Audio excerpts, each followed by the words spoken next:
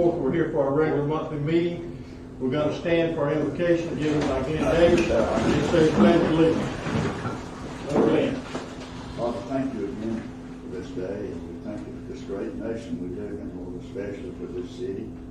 And I ask you, Lord, that you be with us today, that you help us to make decisions that are pleasing to you, Lord. If we please you, everything works fine. And I just ask you to be with us, touch our hearts, and draw us closer to you. It's in Christ's name we pray. Amen. Amen. Pledge allegiance To the flag of the United States of America and to the republic for which it stands, one nation, under God, indivisible, with liberty and justice for all.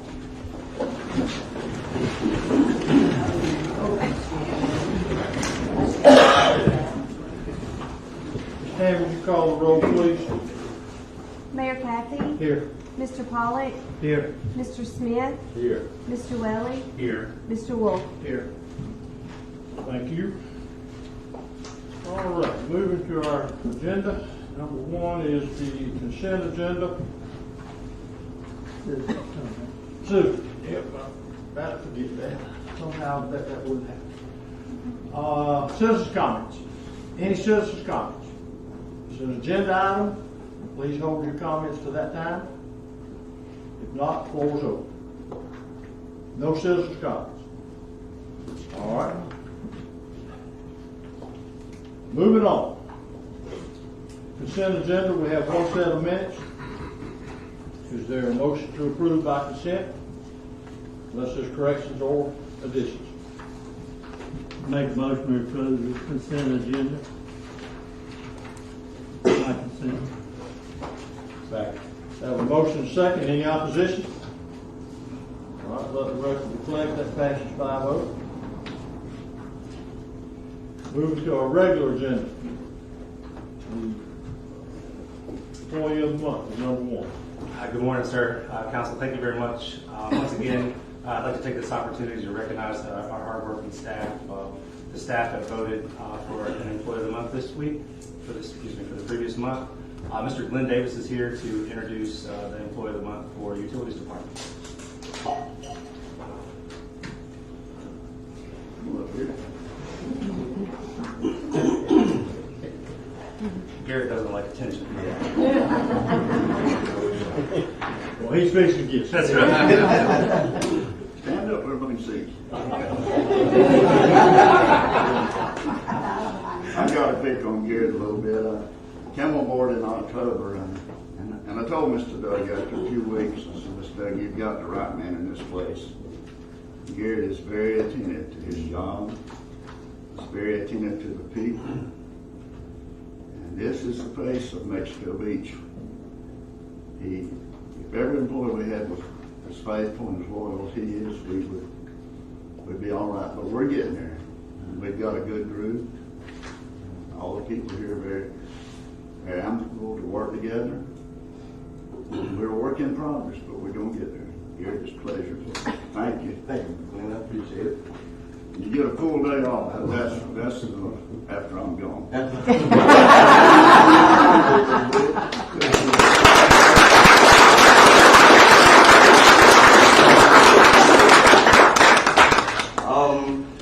Well, I just want to thank Mr. Glenn, Mr. Doug, Tommy, Fire Department, Chief, all the employees, ladies in the office for making this a great place to work. You know, when you got good people in a good environment, it's easy to come to work with a lot. Thank you.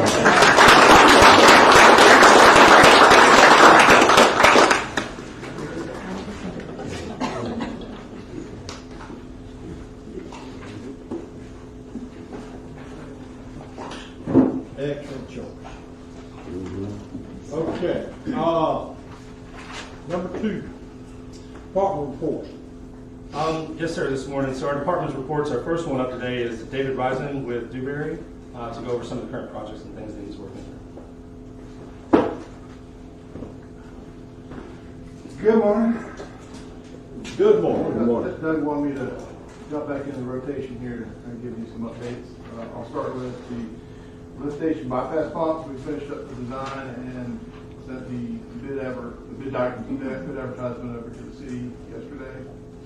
believe, you got that over there? Yeah. So they got that done. That bid opening is second week in July, something like that. The bathrooms, Park under the Palms and the 7th Street. After the last meeting, you had mentioned using the 3-2 size bathrooms. I went back with the architect and made sure the foundations that they were designing were going to handle that size bathroom, but we still got to work with Brian and FEMA to make sure that the city can get the compensation on the DVD, which is a smaller bathroom, but then be able to build the larger bathroom. So we're kind of juggling a little bit right now to kind of shift some gears, but we'll get there. We're going to get there, Jerry. And then the jetty, we're still responding to some RAIs from the DEP on the jetty work. So our surveyors are going through right now, putting together some documents for that. Meaning the north-south, the east jetty walk. But the more success we have with FEMA, the more we think y'all can juggle things around and make it fit. Right. I know you do, and we thank you for that. We think we've learned that the longer we ask, the more likely we may get something. Even though we deserved it the first time. So David's also, maybe you can update him on the stormwater. We met with the contractor for a start date and mobilization for that, as well as the 15th Street bid was awarded. Yes. So we had a kickoff meeting with the stormwater, the board of contractors for stormwater last week. Tommy Davis and myself were going to ride around and kind of figure out where they want to start doing the work. Just wanted to kind of get teams with the city because they're going to come through in the right of ways and start clearing ditches and stuff. And so the cities don't need to go through anyone that's got obstructions in the right of way, issues that we've dealt with before. That's going to get moved out before the contractor gets there. And the city's going to try to get a good amount of dirt coming out of these ditches where they can stockpile for use for other areas as well. So Doug and Tommy were working with them, kind of telling them where they can stage all that material. They should be starting here, I think, June. Yeah, either the end of the first week in June or the start of the second week. So they were going to give us a firm date so we could have everything prepped for them to come. But the goal is to start around 386 and 15th Street, going that way, starting that side, coming, open everything up that way so it flows. And then the other project was 15th Street, as we get ready to start for the guardrails and the barriers. So that will all finally get fixed. Any questions for Dave? Have we sent out the notices if there's any obstructions or anything to anybody, or are we just waiting to encounter them, or what? That's kind of some of the logistics to work out. That's why we're going to go figure out the area they're going to start at first and kind of keep ahead of them. But I don't know how the city intends to notify. I think we need to stay in front of that and notify them when Yes, sir, we will be doing that as they into each section, so we give them plenty of warning before they go through. So yes, sir. Thank you, Dave. Appreciate it. Ryan? Morning, everybody. Morning. Done.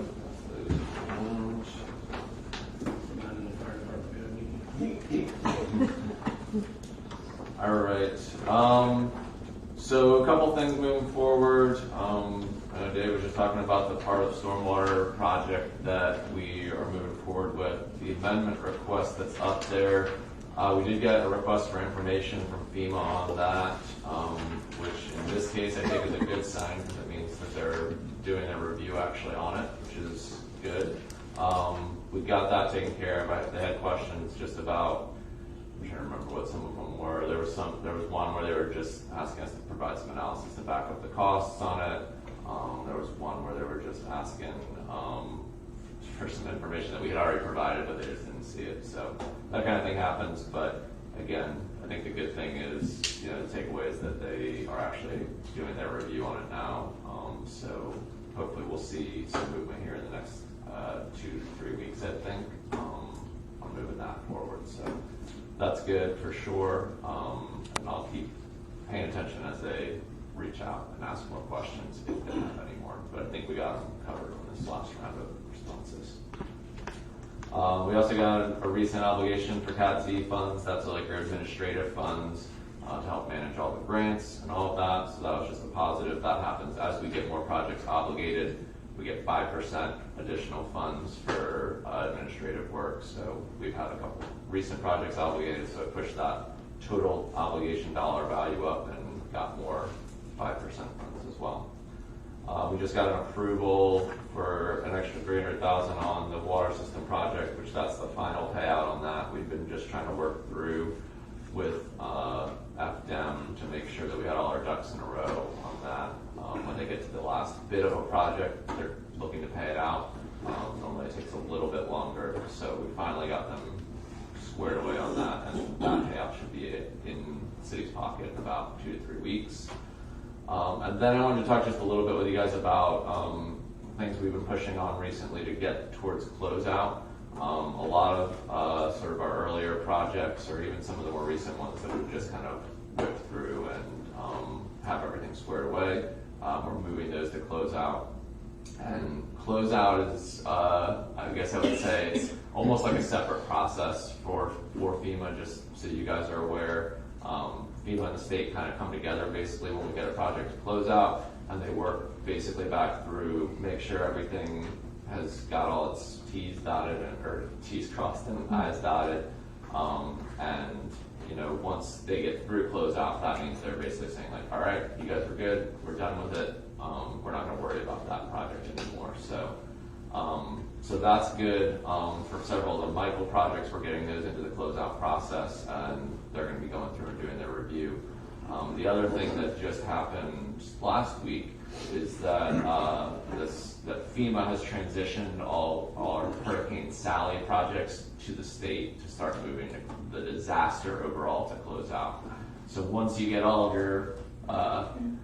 your individual projects into the closeout process, then FEMA and the state come together and they say, all right, we're going to close out the disaster holistically, and then we won't have to worry about talking to you guys about that disaster anymore at all. So for Hurricane Sally, obviously a much smaller subset of projects. We only had 2 projects through Hurricane Sally, but now FEMA has basically said, all right, state, you know, we're looking to close this disaster out for the city of Mexico Beach. So that's good news. It'll still be, I'm not going to come in like 2 weeks from now and say we've closed out Sally, but we're getting ready. We're on the path now to not have to be worrying about Sally dollars anymore. So that's one less thing to worry about, which always makes me feel happy. And then lastly, I know we've talked about police fire, and last time I was here, we were like, we talked about like, we need to get a meeting set up, get back into a more consistent schedule, getting updates from FEMA FDEM. Last week we did have a call with them, Doug and I were on it, and I felt sort of, I guess, positive in one way that I do think that they are getting in there and trying to figure out how they can make the project work as a relocation. They're doing the things they need to do and who they need to talk to, but you know, it's not going to be, I think the other sort of the flip side of that, when we talk to them, I think it's going to be a little bit lengthier of a process than we had anticipated when we first started going in. I think we really were hoping that they were going to come back with, you know, a quicker, kind of more definitive answer, and you know, just them talking through the stages that I do think they rightly need to go through. It's going to take a little longer than we anticipated. So it's kind of a mixed meeting in that sense, and we're checking in with them. They said they were hoping by early this week they would have some more information. They had to meet with their environmental folks. We haven't heard back from them, but I gave Jose a call this morning and was emailing him yesterday. So I was hoping before the meeting we were going to get something back from them on that, but we did not. So I'll try to keep you guys, Doug particularly, posted on that once we hear back from him. And then lastly, Bobby asked me about this like last time I was down here. He said, "Why? I really want that paid amount to jump up over $80 million." And I said, "Bobby, we'll get there. We'll get there." And then we got $2 million payments in since then. I said, "Bobby, we're at $82 million now." I hope you're happy. No, but it was good movement. We got some payouts through, and we got a couple more in the hopper. So kind of how it goes with the payments. Like, we're constantly, obviously, churning to try to get them to reimburse us for things we've done. And we just happened to get a couple in a row, which was really good. So we're up over $80 million in terms of how much money we received. So, anybody got any? Those are the only things I had. Happy to take any questions about anything. Yeah, I have a question. You said you feel like we're in a longer process. Well, hell, we've been in a long process. Agreed. Yep. Now, my question is, on the fire police critical need facility, are we waiting on what answer? Or have we transitioned to, are we comfortable that we're in a relocation mode? Or are we still waiting for that answer? Yeah, so that officially we are still waiting for that answer. Part of what they felt like they were having to do, and to me it wasn't clear that this is what they felt like they had to do, but I guess, hindsight's 2020, and now I kind of understand. Excuse me. Basically, when they rescinded the determination memo, they were saying, we think he did something wrong, we shouldn't have issued this determination memo. And I think we felt like, oh, it's clearly because they were asking us to rebuild the police fire in the floodplain, and that's not something that FEMA supports or that anyone really should support. So what really happened next, though, was that they had to go to their floodplain environmental group and get them to say, we can't build that over there, we have to relocate it. So they've been going through that process, and when we talked to them on last Wednesday, they said, we think we've got environmental floodplain group saying yes to that. They haven't given us an official word on it, but they're now at the point where we think they're definitely going to agree to, this has to be a relocation. So that's the answer that I feel like we need to get next to be like officially 100% sure that it's a relocation. What happened to what we sent them? Well, that's what they have, so they're reviewing. We sent them. Who looked at that? So, I not don't to want be cheeky this here, to but sound yeah. anti what we're No, trying no, to no, do. no. I'm trying to understand when you said we're in for the long haul.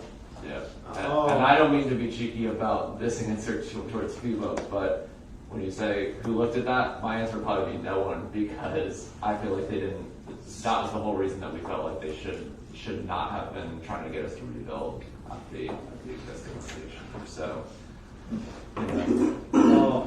I don't have a great answer on those, because I feel like I'm as frustrated as you guys about it. Like, it feels like it has felt like it's been a long process, obviously, for all of us, and it sucks to get back to the point that we're feeling like they're still just throwing us through the ringer. And Well, how do we? I mean, I mentioned this once before.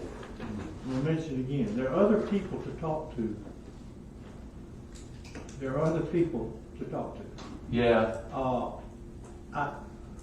When I watched the news, or just recently watching Parker talking about the park they were trying to rebuild. They're under this October umbrella of that they're going to lose their funding, and the mayor over there was extremely frustrated in his interview. Mm-hmm. And he said, we've got other phone numbers. I'm trying to decide, and I'm asking this publicly. Sure. Are we concerned that we're going to step on somebody's toes at this time? Because I'm not concerned about that anymore. I tried to be some diplomacy, but I'm serious. I think we ought to get together and have a better plan than wait on them. Okay, that's how I feel. Okay. Yeah, understood. That's how I feel. And I'll say the one thing that I think did come positive out of it at the meeting was that I said to them, I was like, the hardest thing about it from our side is not having any sort of understanding of timeline. You guys keep saying to us, like, well, we got to do this other thing. We got to do this other thing. Not you guys. I understand. Yeah.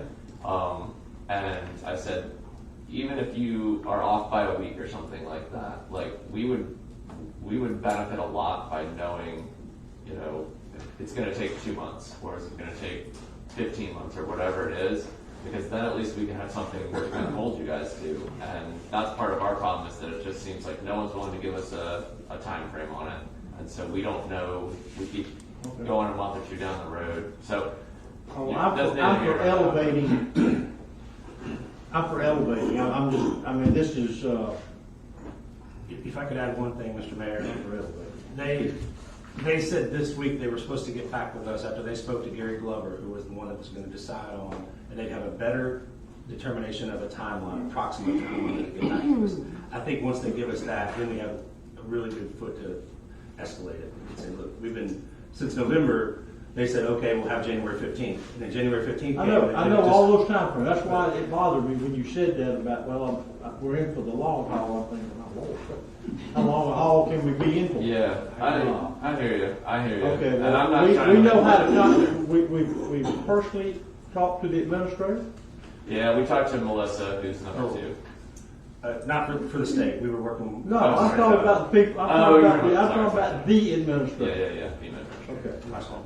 I just think at this point, that's where I am. So I'll be glad to talk to y'all about that, but it's Definitely. Yeah. just waiting for someone else to tell us something. Look, FEMA's got a frustrating. lot of people. Yeah, They got yeah, a yeah. lot of people that can tell us something. Understood. Okay. Yeah, and I get where you guys are coming from. I understand the frustration. All right. For sure. Anybody else got any questions? Brian, I know that you mentioned the 5% administrative fee that came back, Yes. and I know the FEMA's strict on paying on projects. Where does that 5% go? The 5% is, that goes to like, but part of it pays for us to help you guys basically manage all of the grants.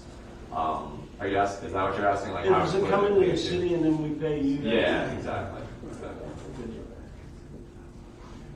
Thank you, Ryan. Yep. You ready? Okay. Moving on, number 3, ordinance 784. Clint, this is the second reading of what you gave, or what we went through last, Yeah, the this last meeting, and you described it, or, Yes, this is the final act to officially annex the 25 acres. And then the next step is the next ordinance, it's up for its first reading, which is to bring it in under specific zoning criteria. So after that one, then we send it off a report to the DEO, we wait for their approval, which I don't anticipate they're not going to approve it, and then we'll set it on the next meeting. After that approval, we'll be done with the 25 acres. all right, this is for the property behind us, Yes, sir. where we hope to build what we just got through discussing. This is the second reading of ordinance 784. Is there a motion or discussion to read by title only? I'll make a motion to read by title only. I have a motion and a second. Please read. Ordinance 784, an ordinance of the City of Mexico Beach, Florida, providing for the voluntary annexation of parcel ID number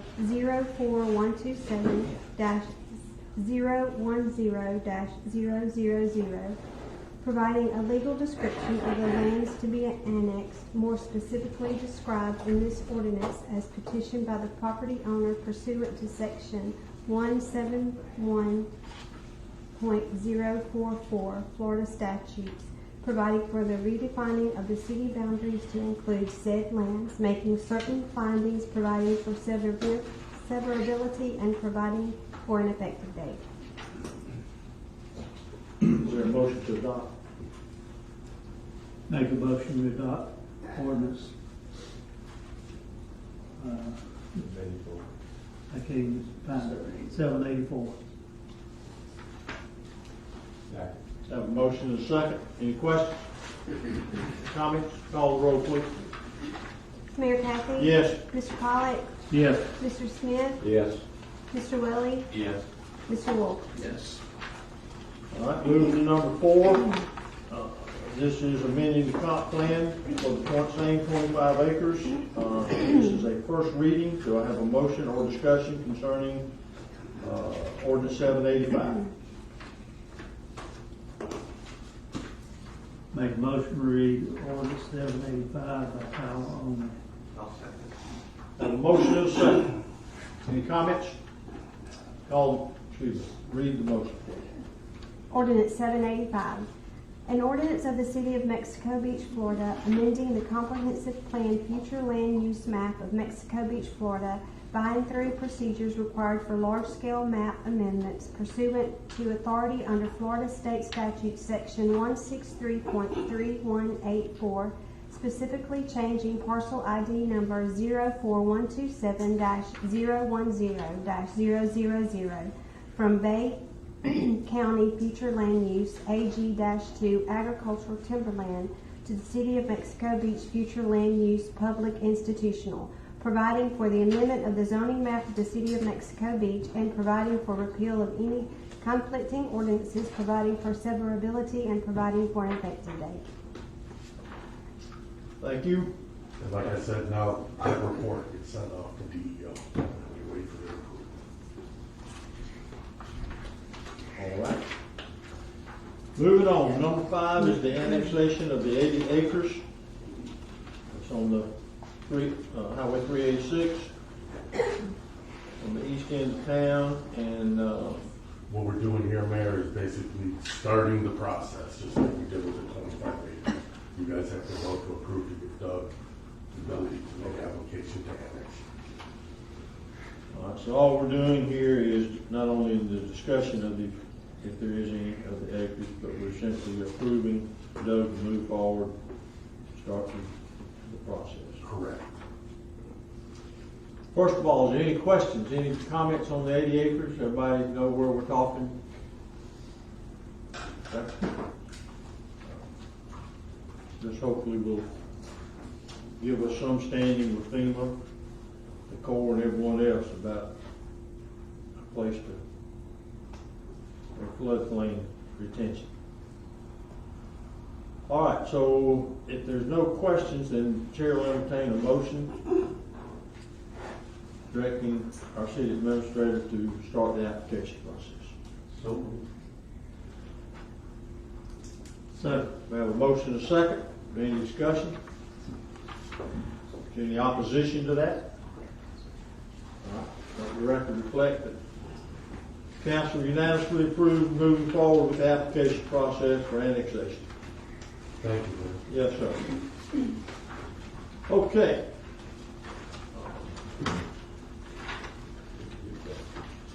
Next is change order number 1. Yes, sir, Mr. Mayor. So, just a brief update. Pickett Asphalt was doing the paving throughout the city. They had agreed to a contract price of approximately $1.5 million. Met with them throughout the process. As each stage of the process went along with Dewberry and Tommy and myself, to kind of identify streets and things that they were going to feed along with the contract. When we got to the very end, we had an approximate amount of money that was left, $170,000-ish roughly. And I met with the project manager and then went over some of the streets that I'd like to finish up for the project based on the high traffic ones and things that we're needing. And he went through each one of them with me, came up with a dollar figure and said yes. He thought he could do it. And I reminded him about we had some additional millings that had been taken by his truck drivers, and to make sure that he factored that cost in to his final result. He said, do you have any more money? I said, absolutely not. I would adjust the project down if they were not able to do it within that scope. I said he should go back and talk to his people and get me back an answer. He came back with an answer and said that he could do it within the scope. He actually said there was good news and bad news. He said the good news is he could do it within the scope price of the contract. And the bad news was he needed 2 weeks before he could get here to finish it because they had another job in between. So we worked with them. They came back and said they could do it. After they got done with the project, they sent a pay app to Dewberry for review, which was in excess of $60,000 more than the contract price. I asked them where that came from. We had not agreed on any additional costs, and I did not have the authority to over the contract without a change order. And they did not have an answer for that other than they said they would look at it again, and they came back and said, well, we took off the $13,000 for the millings that we mistakenly took, is what they said, and we lowered it to $47,000. Just for point of reference, a load of millings, if I'm going to buy it today, is approximately $600. Depends on how many I buy. And they took anywhere between 50 and 75 loads because they did not want to drive their trucks with empty trucks, is what they told us. And I told them I didn't like to drive my car with half tank of gas either, but I did. And but the long story short is they still think we owe them $47,000 above and beyond the contract that they didn't work for.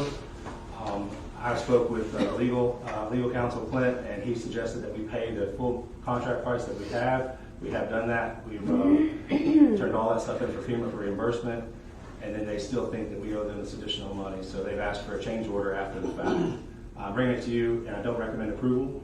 I do not think that this was negotiated in good faith or at all for over, and I don't think it's approved. Should be approved. Okay? That's a lot to just say that they don't want to agree to the contract, so. Is this something, Clint, we have to take official action on? They presented a change order. I think you need to take action on the change order. Okay? Any questions? Did they pay anything for the loads that are 50 to 70 loads? Is there a difference? Is that the difference between the 47 and 60? Yeah, it is.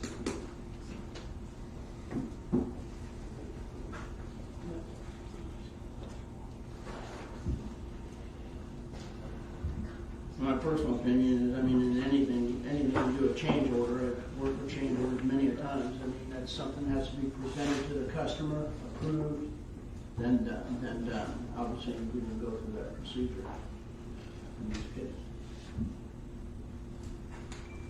Might be worth putting some language in our awards or RFQs for the future, how a change order works for the city. Can we get a motion to assume that we're not going to pay it? We don't recommend paying it. We've agreed to a contract amount. The guy comes back and says he wants more money. Well, I don't even know why it's here personally, but anyway, what are we going to do? Just deny, is that what you I said? guess so. What I about guess so. Clint? Then what do they do? I stand behind the recommendation of the city administrator. So just a simple motion to deny it? Deny the Correct. claim, that's what I'm saying. Deny the change order. We deny the change order for Pickett asphalt. Okay.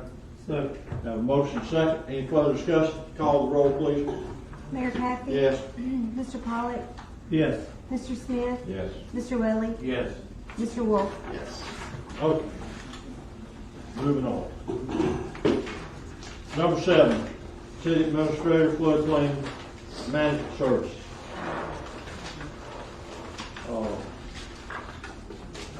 Yes, sir, Mr. Mayor. Making a recommendation that we go out for RFP for professional floodplain services on an as-needed basis. I feel that we have lost some of the institutional knowledge we had, along with some certifications and some folks that were here prior to that manage that floodplain for us. And as the growth continues to come, I believe it's in the best interest of the city to have a qualified person review that.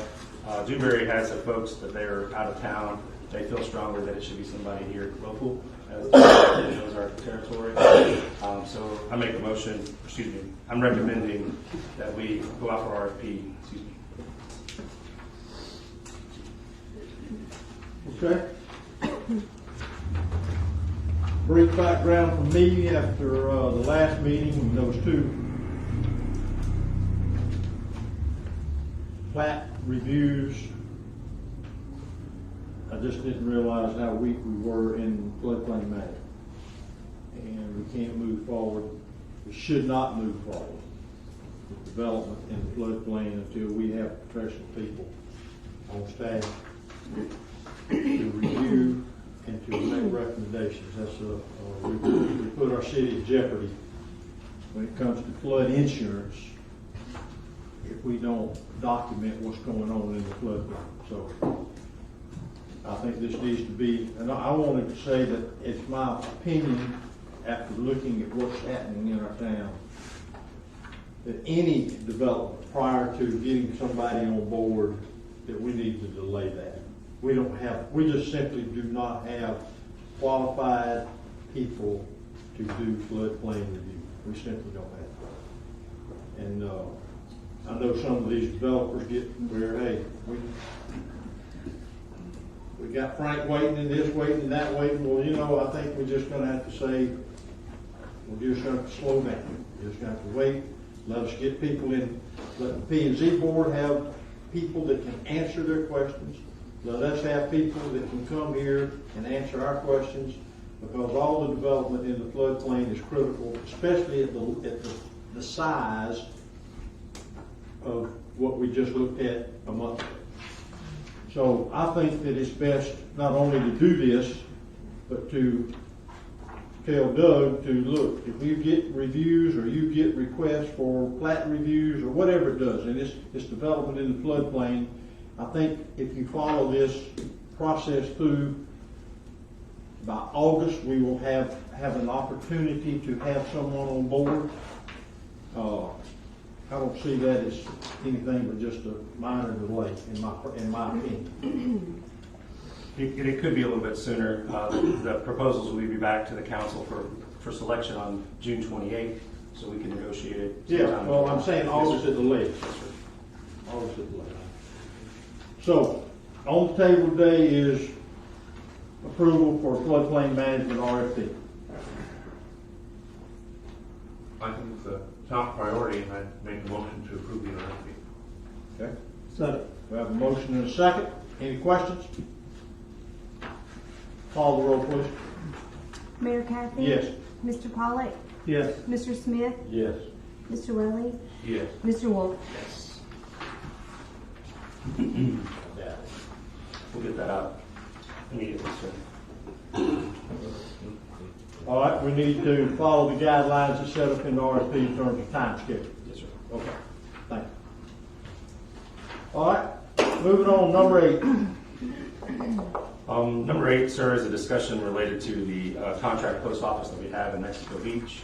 I was approached by Mr. and Mrs. Blood that manage the contract for the post office locally about coming back to the table related to the location of their office and any considerations that the city might offer. So I asked them if they would be interested in being on the agenda. Actually, they requested, and I put them on the agenda to come discuss that with you. I believe they're in the audience here to come speak to us today and for your consideration. All right, Laura, come on. Good morning. Good morning. As y'all know, we were with a contract with you guys to have started our work there as of October. A lot of unforeseen complications. Didn't make the deadline, and would y'all consider redoing the contract with us? This would be a permanent location for the post office here in Mexico Beach, or community post office. Gotcha. All right, you're right. We did agree, a prior council did agree. So we did verify with FEMA that if that building were used, I don't know if it's something we need to re-verify, but we did verify that they were, it wouldn't qualify for flood insurance because it's in the floodplain. Right. And the contract we gave y'all was that the city was simply, it's been too long ago, but it was similar to, I guess we don't have that to look at. I don't see it in the packet. That would have been good for everyone to see what we said last time. But, has anybody looked at it recently? I didn't see it. I don't remember what it said.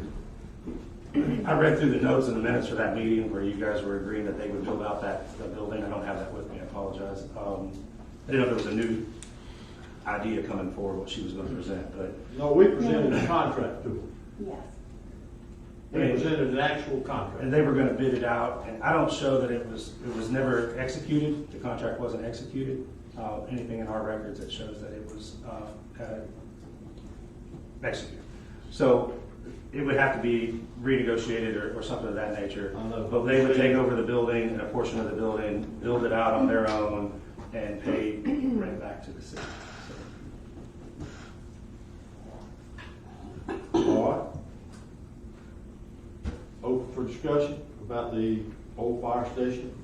And a portion, remember, it was a portion of that building, it wasn't the entire building. It had a floor plan. I don't know. Do you have a copy? I don't with me. I do have a copy, I just don't have it with me. Well, anyway, that's, I think the real crux of the discussion is, do we want, when we can come back with some agreement, is that, do we have a consensus that we want to allow them to move the post office there? My only question is, will this jeopardize our approval from FEMA to move our fire and police station if we use that building? We verified that before, that they didn't care. Because at the time, they were gonna, now remember, this goes predates when everyone was happy that they were gonna allow us to move. That's how far back we've been talking about moving this dang thing. Yes. So now, it appears that we may still be in the relocation, but they haven't officially told us that. So it's, I mean, the wheel turns like watching paint dry. Oh. Ryan, what do you think? Yeah, The city makes some decision. I think certain, like, I can only speak from the FEMA angle of it, right? Right. So, you know, there isn't anything legally that would prevent you guys from moving forward on it. I do think there is sort of an optics argument here.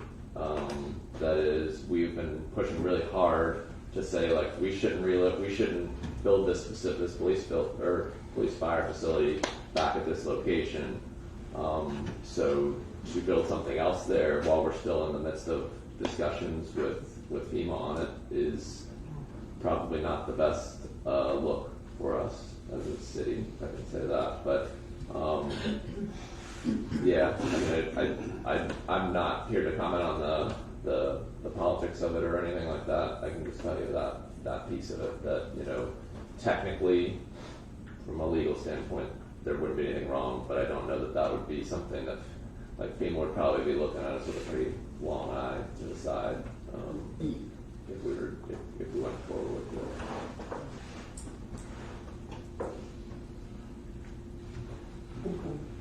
Okay, well, we could ask them again. We asked them once before.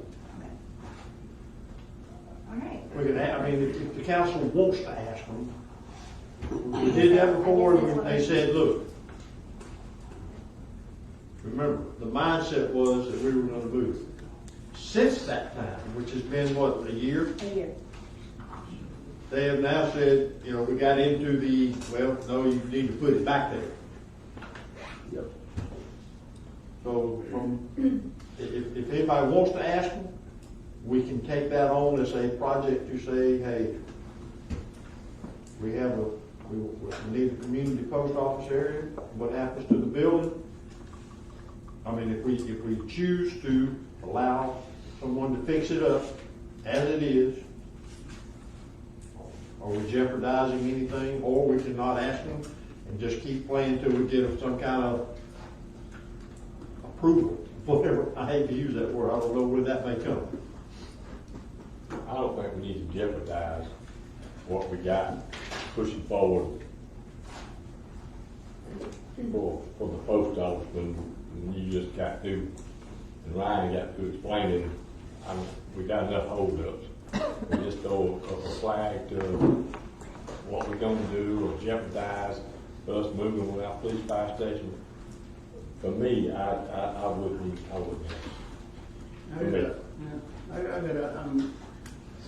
It was mentioned manage.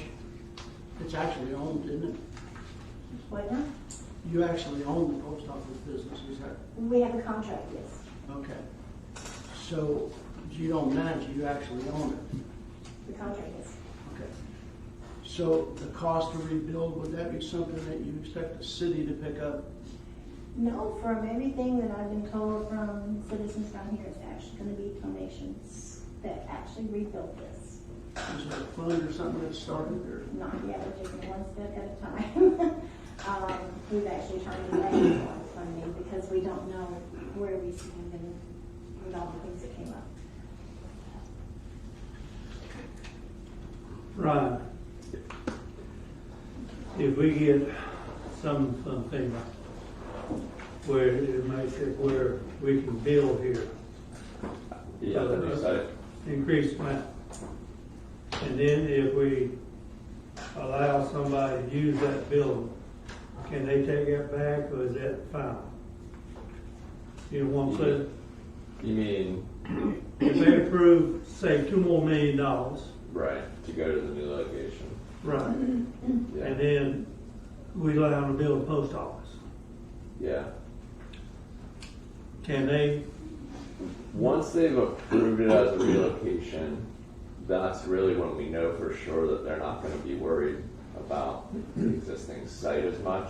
Like, it's not going to jeopardize the public assistance funding in that sense, because they'll have said we can relocate it. But again, to the mayor's point, you know, we haven't gotten that official word yet, and so, you know, we're in that direction. I think everybody's on the same page, but I think we've all learned from the last 3.5 years that until somebody is telling us something 100%, we don't know it. So that's the tough part, I think, for me. Again, I guess I say this to Doug frequently. There's always some risk involved in doing something before we've gotten official word from FEMA on it. So. Just for clarification, Bobby, to go back, when we wrote that contract, it was written after FEMA told us that was not, the building, it's not, they just knew that it wouldn't, if it's in the floodplain, no, it's not, they're not gonna allow it to be insured. That's all. So they didn't care about the building, it's our building. That's the only reason we wrote the contract to start with. This same discussion that we're having today is the same discussion we had. Are we concerned what's gonna happen, what's it gonna look like if we do something? So one contract was written based on that it was, we wouldn't have written that contract if we were concerned that FEMA was going to do that. I realize time has passed, we've got different balls in the air now, but it sounds like to me, the more I think about it here, that we're better off to just say, we've just talked about talking to FEMA, trying to escalate, getting some kind of answer from them. Maybe that's the best thing to do, is just tell post office people we're not in a position to make a decision. And let us see where we go. Give us some more time. Maybe that's the best thing. Means we don't have a copy of the contract. Right. Yes, If we had that here, we could look at it, we could go through it and say, okay, here's why we did that. We don't have that. Is that good with everybody, that we're just sort of table this till we know what we're not in a position to tell you? Is that fair enough? But I don't think the feel of the city and or the council has changed about the need to keep a community post office. But there is no place to keep it, so. I understand, but I don't think the feeling of this city is any less about needing a community post office than it was a year and a half ago. I agree. Okay. So we're going to table that. We're going to regroup, just sort of keep it on the board. Get a copy of the contract and get that, put that in everybody's box. So just nothing for no other reason than you have it and put it on the meeting agenda again. Okay, moving on, traffic calming proposal. It's a nice way to say that community policing. I like that. Who wrote that?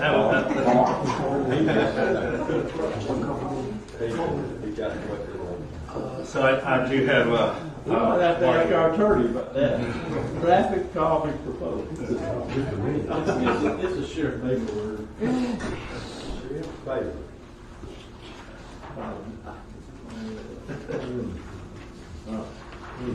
What you got? Well, we're gonna have some discussion on it. We've been having a lot of complaints and stuff about speeders on Texas, Arizona, California, and stuff like that. I brought the speed trailer over, set it up on those roadways and stuff like that. And whenever I set it up and I put the speed limit at 30, people were wondering why I'm 30. Well, because in the state of Florida, there ain't a sign there, the posted speed limit is 30 miles an hour. And that's way too fast for those community streets and everything else for everything to be going through there. And I've got with Doug and we've been discussing it and find somebody to get some speed limit signs and everything. And I've got a map there with the ones that are there already, and there's like 7 other speed limit signs that are already there, 25 miles an hour on 5th Street, 7th Street and stuff like that. But we're kind of like trying to go with a scheme for the whole entire area to drop it to 1 speed limit sign with y'all's approval and everything. And I think anything over 20 would be too much. Anything over 20, 15, but that's what we're looking at and everything. We're going to let you know what we're trying to do with it and everything to make it safe for everybody and put signs coming into the community on those roads and stuff.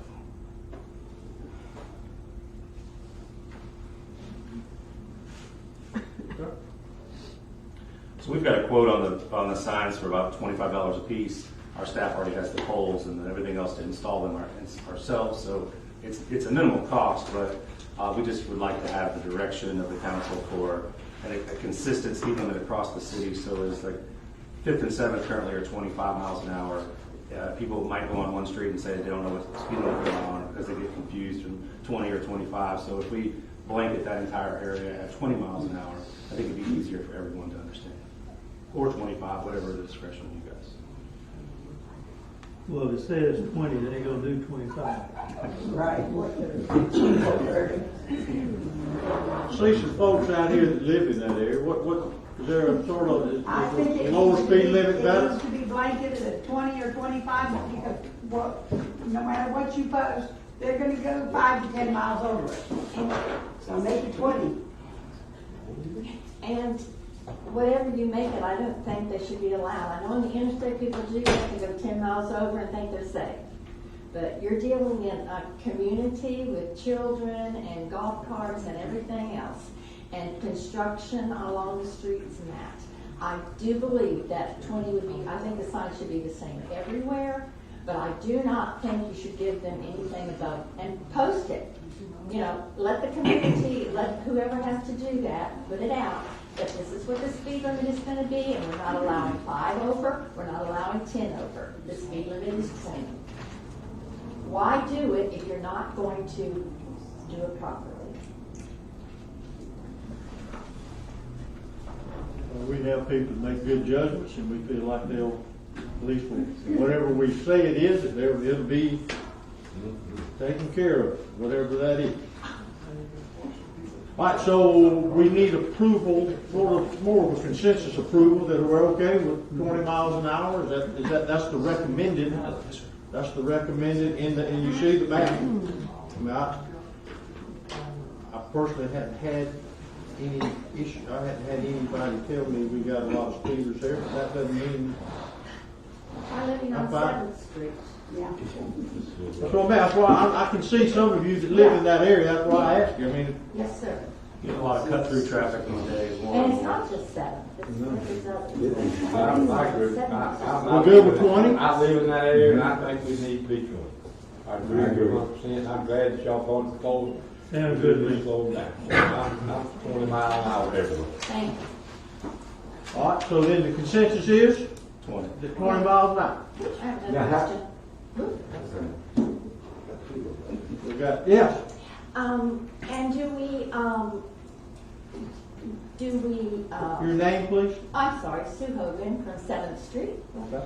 And do we give warnings if they go over? Do we give tickets? We give that man a uniform and he makes those decisions. We don't make those decisions. Very good. It's going to be an officer discretion call on it because, like I told you earlier when we were talking, we write a lot of warning citations. We like to let people know what the speed limit is, Exactly. and whenever we write the warning citation, that record is on our record, so we know that they've been written a warning citation by any of the officer. So after a citation, then it comes to a ticket. Somebody else has a question? Discretion. Yeah. How will that Mark Rice 5th Street, how will that 20 mile an hour like affect like 15th and some of the main thoroughfares? Does it change any of that? No, it's going to be that residential area inside the island right there. All right. I think we're good. That all, I mean, I've already had a couple more questions. Okay, go ahead. I got a couple more little things. We've also had a lot of citizen comments and stuff asking about the low-speed vehicles on Highway 98, the tagged golf carts that are actually considered a low-speed vehicle, and we're looking for some signage to put on the end of town to let them know that they're supposed to be on the road, or they should be on the road, and not get run over and cussed out and everything else while they're going. But like I said, low-speed vehicle is a vehicle that's, can't go over 25 miles an hour. But with a tag and all that, it can operate on a roadway that's 35 miles an hour or less. But we try to talk to these people and say, hey, whenever you're going down the road, a bunch of cars get behind you, pull over for a minute and let them on through and everything. But, they've had people calling in and asking and telling us about, could we put a sign up? Just something to look at. It's just totally up to y'all. And I just put a little picture together, and Miss Julie helped me out with the picture to go on the picture. So just something to look at.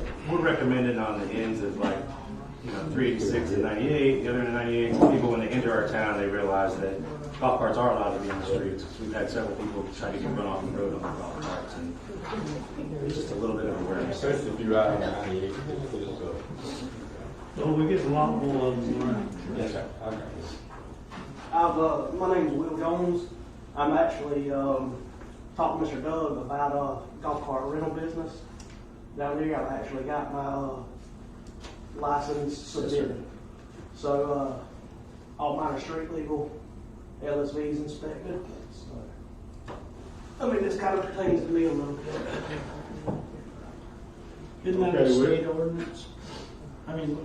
There's an ordinance for the There is statute for that. That's Florida state statute. City ordinance has golf cart ordinances. We're just trying to raise awareness that these vehicles they're allowed to be on our roadways, and we don't have so people don't freak out on some of them in their vehicles. We're just trying to put up a few signs up. Maybe 3 or 4 just around on the ends of town, so people come into town know that they're there. That's it. We just wanted to show you that we've had a lot of residents complaining that riding those low-speed vehicles, and we think a little awareness might help, and go out on the internet, things like that. So, we're not changing anything, just asking for, make sure you're on board with us with them signs. Well, I think it's a pretty good idea, considering, we're gonna start having a lot more visitors over the next few months. And they need to know, they may not realize it. my only comment is, last time we put a sign up, DOT took it down. It wasn't approved. So, I'll just leave it to that. Yeah, that was my point. There is a statute the state covers that covers LSVs. Should we be stating that on the sign? I don't think we'll state anything unless they tell us it's okay to put it up there. We can talk to DOT and find out. I'm just telling you, we put a sign up for the church. I don't know if y'all remember that, up here on 15th Street, that came by and took it down, and said that. I'm seriously did. So if we put a sign on the DOT right away, it requires their approval.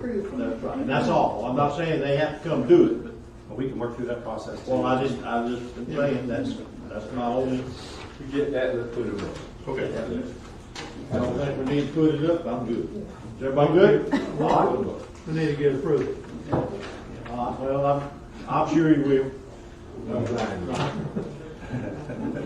thing that, I've been talking with Doug about and everything is, a safety aspect of the beaches and access to them and everything else is putting up numbering on the accesses along the beach. We've got 41 accesses to the public to go to the beaches. 14 of them are wooden walkways, 26 of them are sand access points, and 19 of them are vehicle accessible in case we need to get down to the beach. But if you're down on the beach and you're not from this area, you can't see a street sign, you can't see anything else. I'm suggesting that maybe on the back sides of the walkovers and stuff like that, numbering the walkovers so that whenever they have a problem, they can look back at the walkover and there's a number plaque on it. Hey, that's where I'm at and that's where we need to go. Dispatch will be provided with a map of all the locations and what they're close to. But, just looking at it as that, so just public safety and us getting down there if there is a problem to help out and everything, and not trying to look for the pink house on the roadway or the greenhouse on the roadway or the violet colored house. Kind of like mile markers. We used to have the stakes on the beach. Kind of like mile markers. Kind of like mile markers on the beach, but we're not gonna put up signs like Panama City Beach with, you know, with the big crosswalk, underwalk and everything else, and it's, Move on. Okay, That's good. moving on. I can't imagine us not doing it. okay, but just letting you know what we got. And the other Good, one is, thanks. the other one is, it's been on the internet for the last little bit and everything. Sheriff's has done a deal called Bayrock, and it's a real-time information network sharing thing. And I was gonna bring it to your attention, but Doug's already posted on the internet. But it also allows for the public with their camera systems to sign up on this deal. It's not a deal that they actually monitor your cameras and everything, but whenever they have a problem in a certain area or whatever, they can draw a circle around that area and they'll see who all is in that area that has outside cameras on their businesses or houses or anything else. If they have an incident in that area, they can send you an email and ask for footage from your cameras during a certain time of the day or whatever that crime occurred, because that's how we do it. Otherwise, we go in house to house canvassing for crimes and stuff. And hey, did you have anybody on your cameras? Then, you know, could you review it for this time and everything else? This kind of takes care of that in a way that, you know, it's already being done by the real-time center. And as soon as they get that information, you know, they can go ahead and send emails out to those people in that area that have cameras registered with the system. But it's been on the internet. I've got some flyers if anybody wants them or anything, but we're trying to get everybody that wants to get involved in everything, because everybody's got a Ring camera. And right now, and different ones, businesses in Panama, we've got certain businesses that put their systems online with us. So whenever they have a call there, we already looking at the call, who's in there, what's going on, and you know, where they're at in the store or whatever's going on. It's a wonderful system. I took Doug over there and let him see it and everything, and it's just amazing. And they're moving into a bigger system with, I think, 10, 15, you know, real-time cameras, and the city cameras, county cameras, and everything that goes with traffic cameras. It's all in there, and they can access it. Let me just tell you that our days of doing crime are over.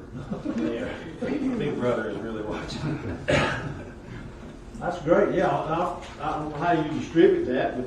Yeah, on the internet, yes, the Just to have something to see what's involved. That's cool. I would want to pass out my neighborhood. Camera in my neighborhood. Thank you for that. We'll track it. This will help track the bear when the bear goes from house to house. Mark, thank you very much, Mark. Thank you, Mark. Appreciate it. All right. Moving on, number 10. The last item on the agenda here is the Planning and Zoning Board report appointments. Last meeting, you had asked me to go through the appointments of the current people that were on the Planning and Zoning Board due to one applicant that we had that was requesting to be added on.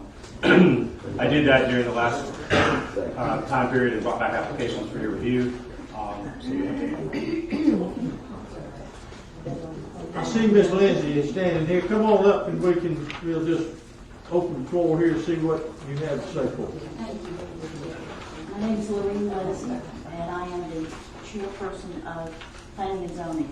First of all, let me say to all of you, thank you very much for your previous actions to look at a floodplain manager and to provide us as the board with the experts that we need to answer questions when we try to figure out what is and what isn't in accordance with our LDC and our comp plan. We have needed that kind of support, and I appreciate very much your willingness to give us that. The second thing I want to say before I get into this is that, you know, I have worked with most of the members of this board for over a couple of years, and I find that the board members come to the meetings well prepared.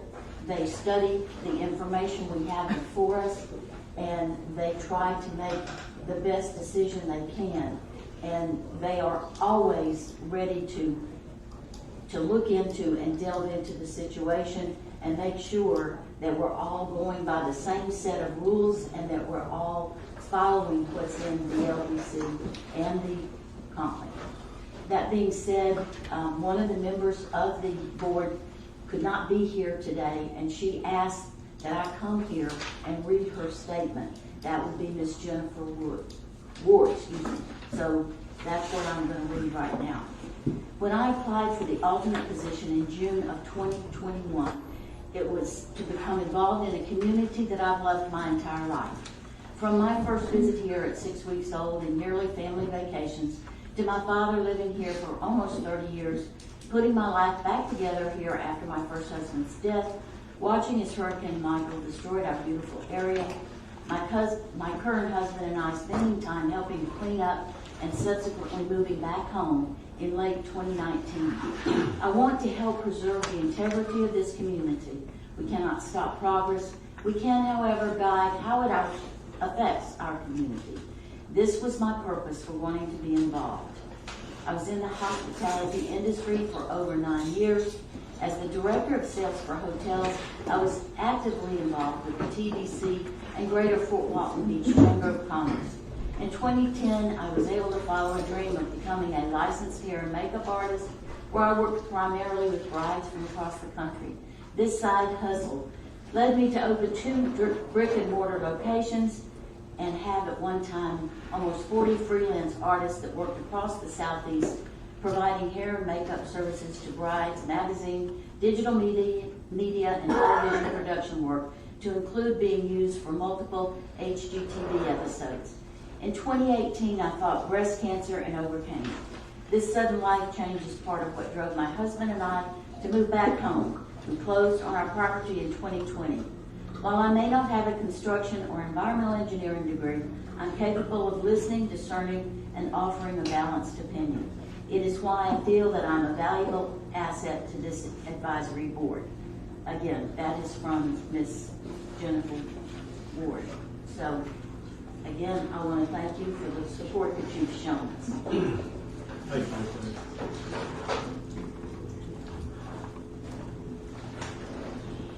Good morning. Good morning. Michelle Miller, Oleander. I just want to say that I've been serving on this board since I think it's October 2020. And we have a great board. All of us really look at things very closely. Our hearts are in this community, to protect this community, to make it better and keep it good during our growth. And all the members currently on the council board, we all work well together. I just want y'all to know that we work very well together, and we're here for giving recommendations to you, the council. I think we've done a really good job. Thank you. Okay.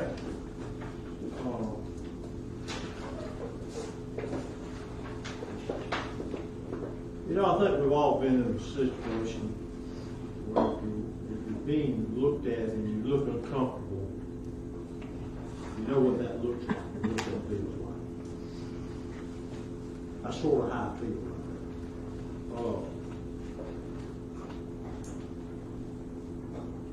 When you sit at this table in these chairs, you don't give them mulligan. You just have to play it where it lies. And that's what we're looking at. We got to play it where it lies.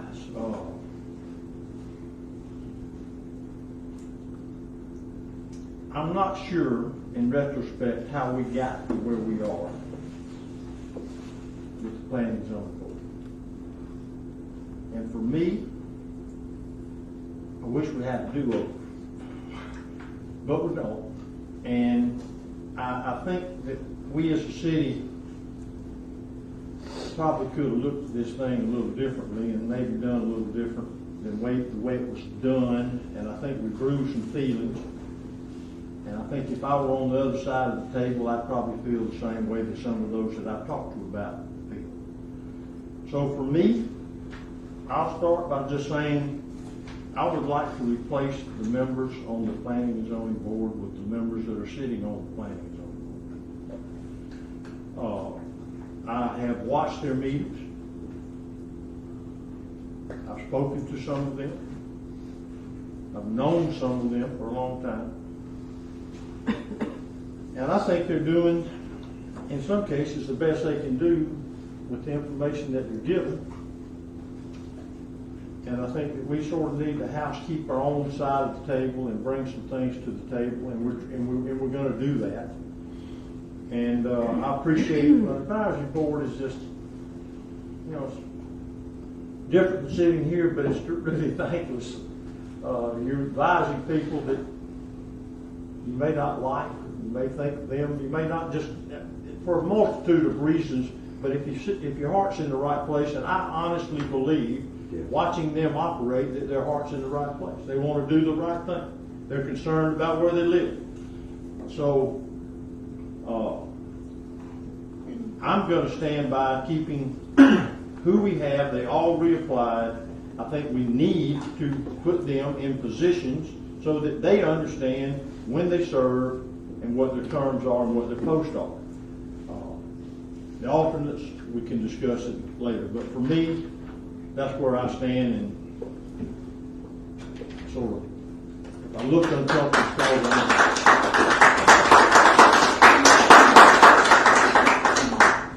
all right, everybody else, anybody else? Well, I'm going to echo the same thing you said, and I actually had looked at these terms and realized that only one served 2 years.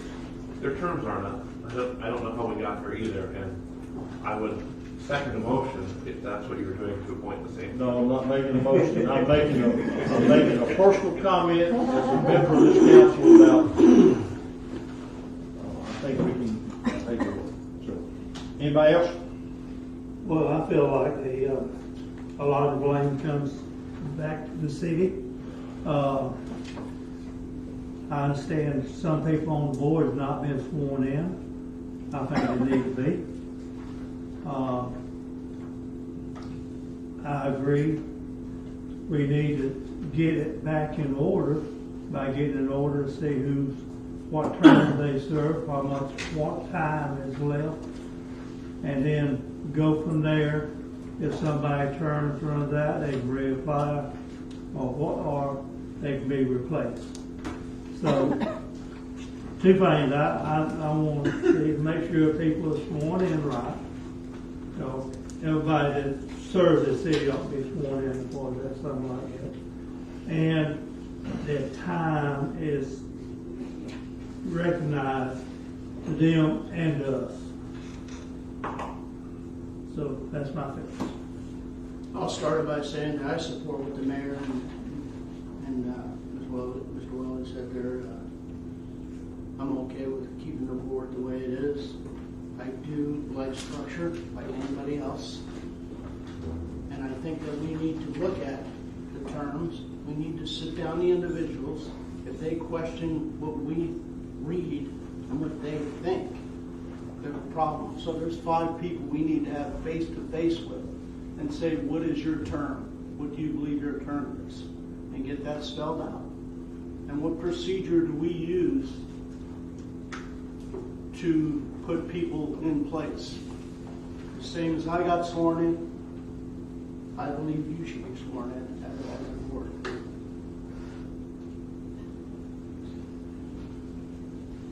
I reckon my time, man. It's your time. I have flip-flopped on this for a week. It's been a hard decision for me.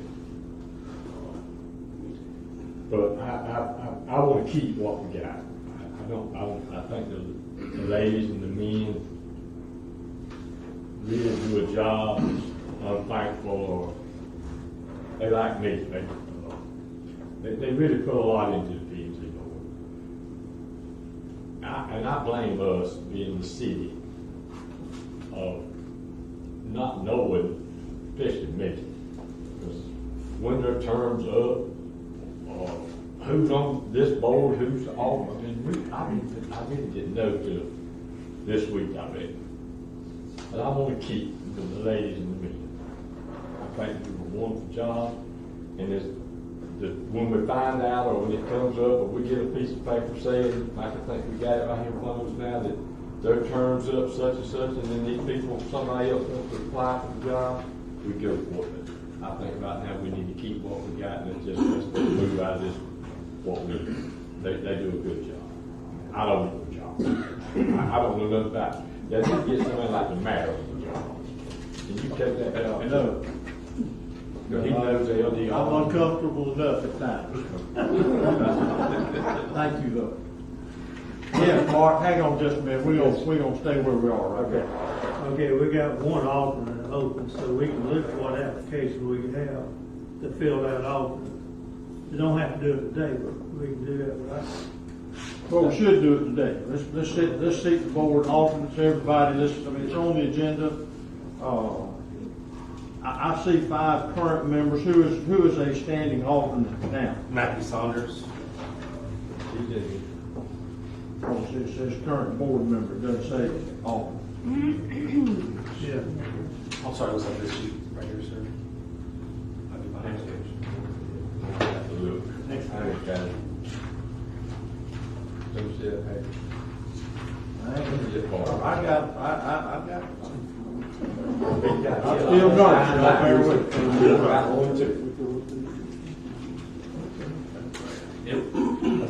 If I could add in. Oh, okay. I was looking at it. Okay. So we have 1 standing, 5 officially appointed members, 1 alternate, and so technically we're missing an alternate. Yes, sir. That's the. We would be able to track the post 1, 3, and 5, and when they expire this coming January, and then we would have post 2 and 4, and the other 2 alternates will be. As long as we get, I think internally, we can handle that. We can handle that. We can assign those, get everybody's dates right. So really then, what's before us based on what's been said is the existing board is fine with, they all reapplied, everything's, we're good with that, and then we have the alternate is Mackey, and we have 1 open alternate. Mr. Harrell applied, if y'all recall, meeting before last, I think. Correct, yeah. And we asked him to, we said we're gonna regroup, so I'd like to recommend him.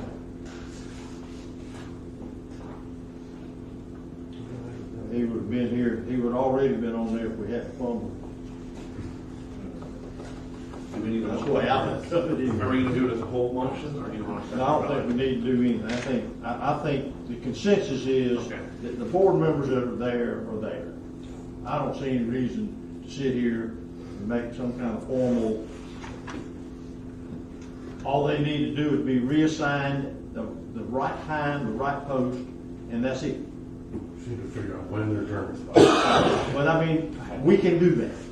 The only thing we need, in my opinion, is, help me here now, Counselor, don't let me get, it is simply. I think you need a motion to fill the alternate. That's right. Not the alternate. Thank you. So I make the motion to appoint John Harris to the alternate 2 position. Okay, we have a motion to appoint Mr. Harrell. Second. We have a second. Any discussion? I see Mr. Harrell. You still interested? Yes. All right, I'm gonna double check with you. Thank you, sir. Actually, I'm interested in the alternate, second alternate, so I can learn. Good. There I you don't go. want to be thrust into a voting position. I still have a lot to learn. I understand that totally. Okay, thank you. All right, we have a motion second. Call the roll, please. Mayor Packard? Yes. Mr. Pollak? Yes. Mr. Smith? Yes. Mr. Willie? Yes. Mr. Wolf? Yes. All right, so those names that are on this list and may be here, thank you for applying. I can speak firsthand. This city has struggled mightily through the years to find people to serve on these planning and zoning boards. If we have others, we will keep those applications, and that board, while it hasn't, but it can change over for a lot of unknown reasons. So thank you all, and we appreciate your service. All right, I believe we're into, Council, you're up.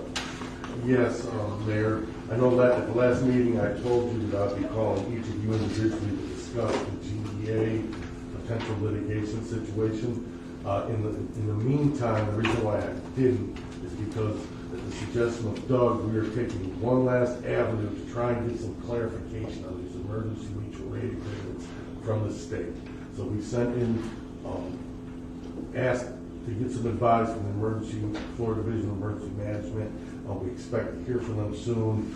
I will be contacting you all before the next meeting to give you my recommendation, but I'm waiting to hear back from them before I make that final recommendation. But we will be needing to make a decision at our next meeting.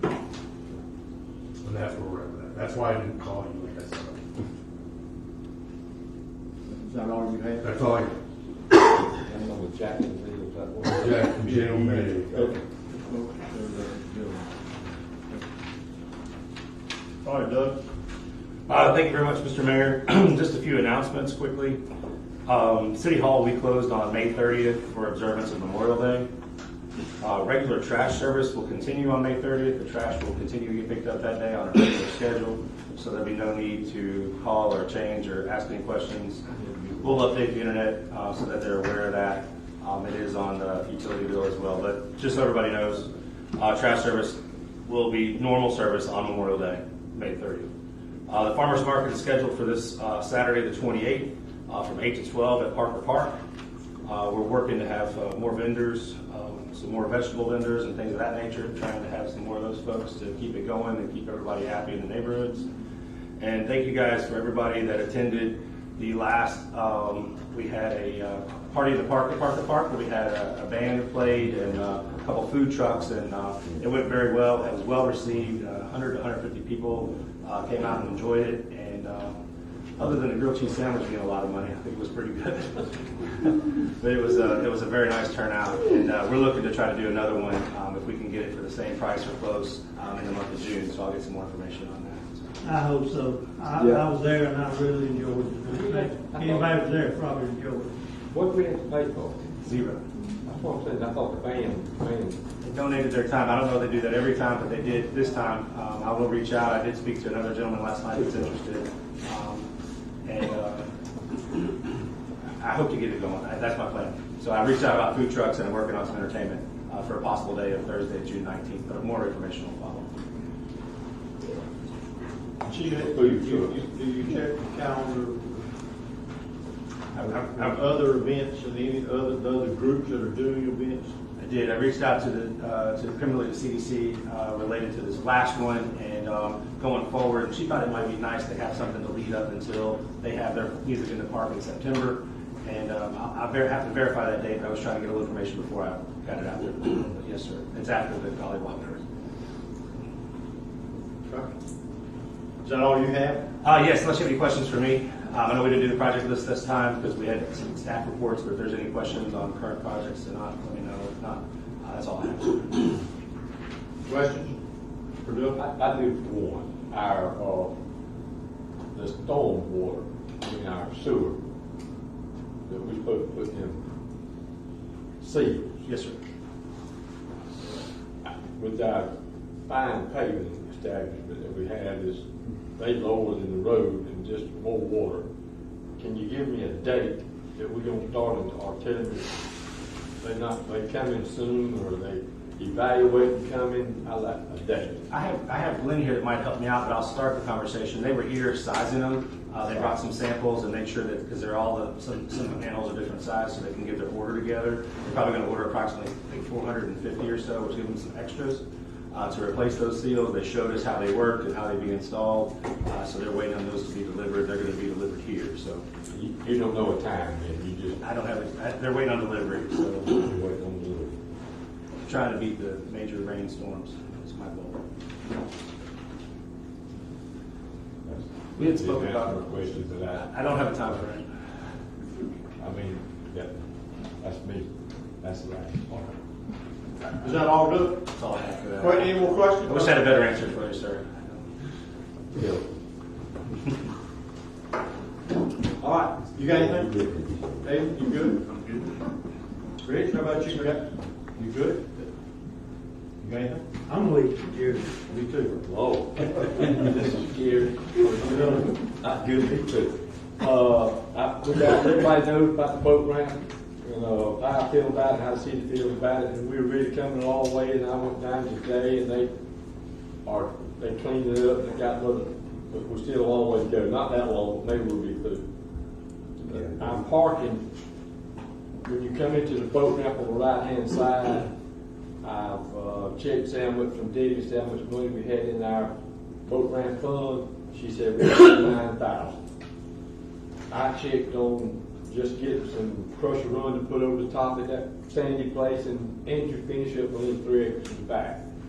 And Tommy got a bid from Beach Track for $16,000. We could probably do it cheaper, but the $16,000, I had it for $7,000. But what he's going to do is put clay on top of the sand and then pack it in and put the crusher run on top. Now, whichever way the council wants to go with that is fine with me, as long as we get something we park some cars on a good base that we can bogging down. We at the last stages of it, and I'd like to finish it. We need it. We got 2 weeks ago, 53 boats and trailers there, and it filled up our boat. It filled it up without designated parking. So we need to go and get our 3 acres finished and a little coming to the dirt ramp right there. I just like us as a council to do it. Go ahead and make a decision. We won't just buy what was it a load, Tommy? $750 a load. We could probably get by with $8,000. Or we won't spend the $16,000 and put the clay down and pack it and put it off on top. It's coming out of boat ramp money. That's it, $39,000 what did it? Okay. Put the clay down now, how much longer is that gonna last than just putting the crushed rock? Well, when you put a base down, it's like paving over a road. You can pave that road, and when you come back, you're gonna have humps. Putting the clay down and packing it, and then put the crushed on the top makes you a foundation. But it'll be better. But if we don't want to spend money on these hours, trying to get by with just a load of crushed run. I don't want to speak for Tommy too much, but I think the staff could do quite a bit of that work ourselves. You know, we could order, even if we did some of the clay and we got the road base ourselves and spread the road base and got a lot of that done ourselves, I think we could cut that number way down from $16,000. So Tommy and I had spoke about that option of, the other option is they just deliver the product and we take care of it from there. So I think we could be willing to look into that. Maybe you guys want to approve a dollar figure not to exceed or something, but I have to have approval because it's paid out of those funds. We don't have access unless you guys approve To me, time. Yeah.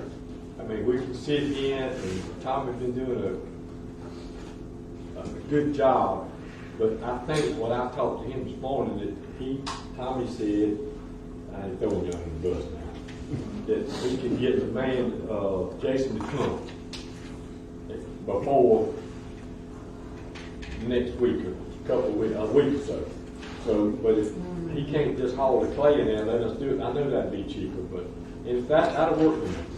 But I don't want to be a month before we get some clay in there. If we can get some crushed run tomorrow, I say let's get crushed run tomorrow. I think it's a dollar figure what we sort of need to think on.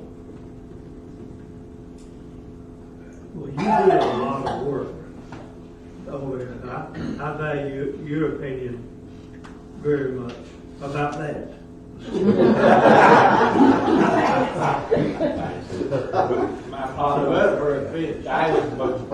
say go with the base. Well, I mean, I think that's probably if we're going to fix it, instead of patching, that would probably be good. Or we could leave it up to Tommy and Doug to see what they've done, the clay in there, and then pack it down and then put the rock on top. So the city can do it, but I don't want to wait a month before we do it. The city needs to do it, Jerry. If the city does it, then we can give a dollar figure. If you're gonna just call somebody and say, hey, I need some stuff, we can't do that. I have to get more quotes, and if it goes over $15,000, it has to be an RFP process. So I mean, you would have to pick a dollar figure for me to not to exceed, and then I could get our internal quotes and handle it. So what do we say? We're saying that we can't just pick, hey Frank, I need some stuff down here and $18,000. We can't do that. There's a process. We can do it, but we can't just do it sitting here at this table and act like, I mean, because then Sam's gonna call you and say, hey, you didn't call me. But you can give me a dollar figure not to exceed, and I can handle the quotes and get it done. Help me out, Counselor, Dad, don't let us jump off the bridge here. Okay. All right, so if the city does it and we just are approving funds from a dedicated account, then we can say we'll allocate, I don't know, $8,000, $10,000, whatever. We're gonna allocate that much money for the city to spend, and then out of that fund, then he's gonna take Steve, Tommy, Joe, you, somebody's gonna work and say, okay, here's what we can get, here's what, and will it do what we want to do? That's fine. That's not, there's no problem there. The other way doesn't work. So the best thing to do, if we can accomplish what we want to accomplish with an X amount of dollars, then we can allocate that money to be removed from that fund, period. And they'll do it in-house. I agree. Let's do it in-house. Do we have a breakdown of the material? It's $7.50 a load for the dolomite, and then the clay will be cheaper. How many loads? Well, I'll have to do all that. Yeah, he'll have to figure all that out. Yeah, I'm gonna have to figure it out. That much money. Yeah. That'd be the number. 10,000, and that way we can do it. We're gonna allocate it, then make the motion. I make the motion, we allocate $10,000 for the boat ramp repair on the park. Out of the boat ramp. Out of the boat ramp fund. That's the boat ramp fund. So, All right, we have a motion, second. Any further questions or discussion? Call the roll, please. Mayor Kathy? Yes. Mr. Pollak? yes. Mr. Smith? Yes. Mr. Welly? Yes. Mr. Wolf? Yes. I will soon you have that. I need something to do. Thank you everyone for coming. Motion for adjournment. All right. Move, whatever y'all think.